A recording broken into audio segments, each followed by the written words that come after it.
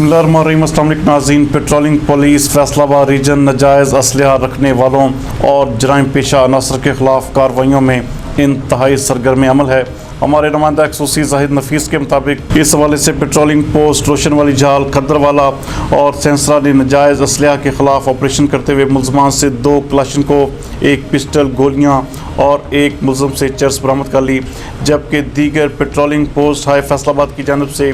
2 اشتہاری اور 2 چوری شدہ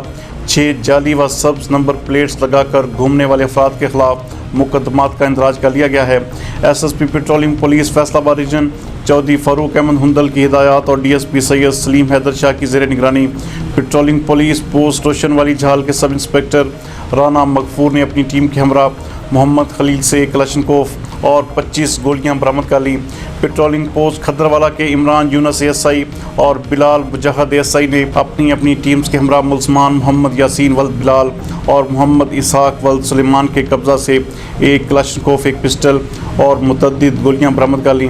جبکہ پٹرولنگ پوسٹ سینسرا کے کلیم اللہ ایس آئی نے اپنی ٹیم کے ہمراہ منشیات فروش کو دھر لیا، جس سے دوران تلاشی 1 کلو گرام سے زائد چرس برآمد کر کے حوالات منتقل کر دیا گیا ہے۔ بہترین ڈیوٹی سر انجام دینے پر S S P Punjab highway patrolling police Faisalabad region Chaudhry Farooq Hundal نے مذکورہ پٹرولنگ پوسٹ ہائی کی ٹیمز کو نقد انعامات اور تعریفی اسناد دینے کا بھی اعلان کیا ہے۔